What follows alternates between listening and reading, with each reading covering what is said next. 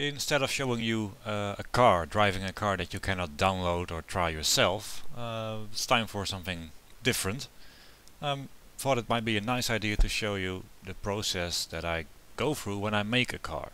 So you're looking at it right now, it's the DeltaWing, and I'm gonna make this sort of a car in rFactor, for rFactor.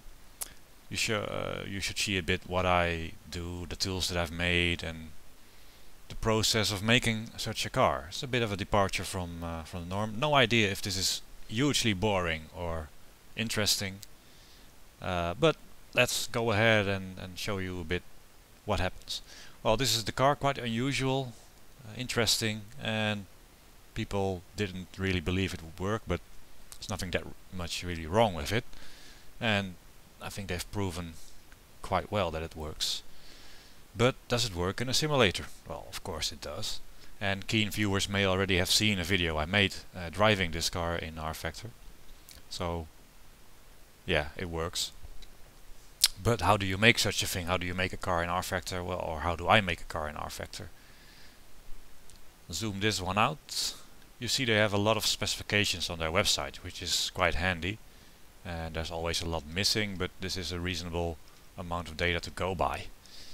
Make this small, and behold, this is my spreadsheet, where you can see a sort of a sketch of a top view and a side view of a couple of blocks and dots and things, and it's a huge spreadsheet with all car related things, from tires, aero, very empty now, that will change, suspension.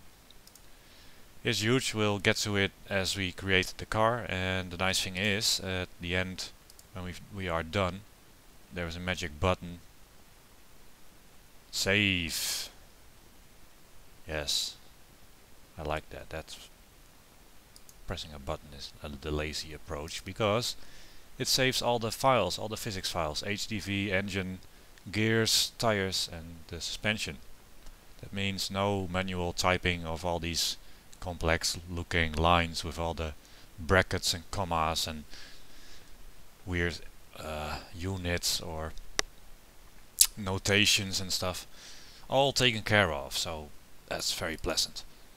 So let's start today with the main things, the dimensions, the weights, and let's see how far we get, and then there will be a few more parts as we finish the car and eventually drive it. To zoom out my specification window here. Engine specifications, great, we'll use that at some point. Weights and dimensions, excellent. So they say it weighs 475 kilo without fuel or driver, 575 with fuel and driver. So a driver is, if it's a lightweight guy, 75, and then some fuel. Well, actually it's got a 40 liter capacity, right? So I've already secretly done this.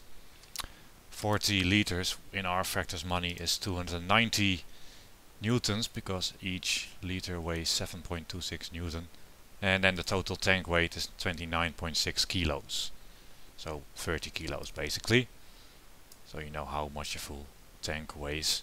But if it's 575 with driver and fuel, well, I guess we take 25 off and have 550 kilo, enter it there.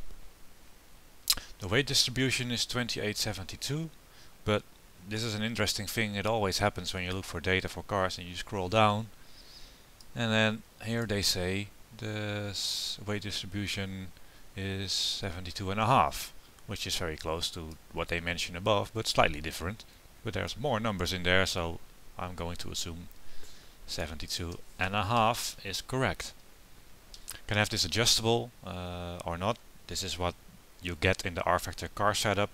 Want this to be adjustable plus or minus 10%. Well, I don't really want that. Just slight adjustability is fine. And the steps with which I want to adjust it, again in the rFactor car setup menu.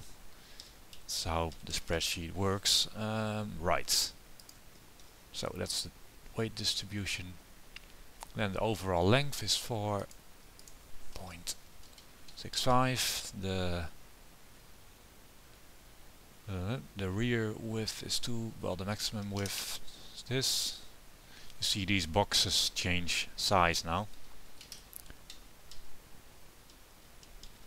And the wheelbase 3.05, front track 0.76, rear track 7.4.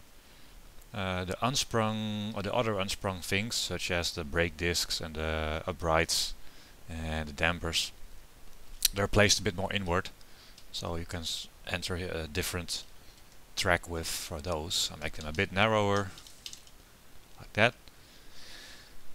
Excellent. Now this immediately looks weird because the tires are not the right size, so let's change that. Before we do the grip stuff, let's just change the dimensions of the tire. Front tires, just about see them 10, 31, 15. I think from the reviews and the info on the website, they're 100 millimeters wide, and the same goes, well, no, not the same. The rears are 31 centimeters. 15-inch rims, and the radius, well, the diameter of the rear tire is 620. I'm assuming the 31 means 31 centimeters, so 10 centimeters wide, 31 centimeters radius. Okay, that should make the... Yes. Well, this is sort of like a DeltaWing, right? What's left now is to change all these dots. The red dots are the under tray, so where the car can bottom out, and the green dots are collision points where if you hit a wall in rFactor, then these points will make contact, so they have to be sort of where on the car where they are in real life. The first two under tray points I typically just put at the axles, which is half the wheelbase, and I have them quite near to each other as if this is sort of a narrow tub. I think that's fine for now. And then, well, the body gets wider towards the back, so let's have some side bottom out points, that sort of an arrow shape. That's a good idea. So these ones here perhaps, and oh, that's a bit much.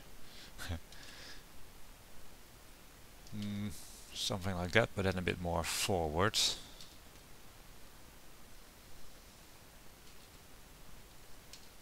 Yeah, that's not too bad. Okay.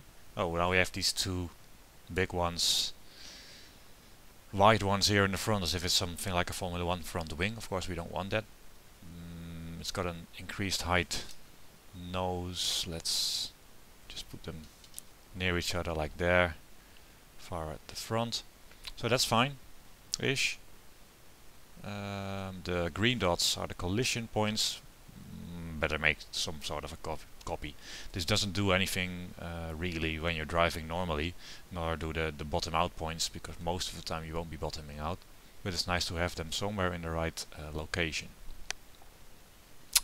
So front left, this is too wide, so this is a bit boring. I would tell a joke if I could multitask, but I cannot really do that. You see I'm just moving the points. And I know the bodywork extends a bit behind the rear tires, so something like that. And then the rear end isn't. It's a bit like that. So that's not too bad. Where is the other one? Yes. These are higher collision points. That's fine. The left one, that's too far out. So there's a collision point there, and then I guess we can move this one out a little bit so it's somewhere where the air intakes are. Well, it's very crude, it doesn't matter that much, but at least you can sort of see now we got a DeltaWing sort of shape. Giving away that I tried this before. I've already put the weight distribution here as well, because this changes the location of the cross, which is the center of gravity, and from the pictures you can see that the fuel tank is somewhere around that area as well. So we looked at some of the specifications, we entered the dimensions, and that's basically the first part done. But a lot of stuff still to do, so tune in next time when I do an update and we'll gradually get towards the functional car. Thanks for watching. Bye bye.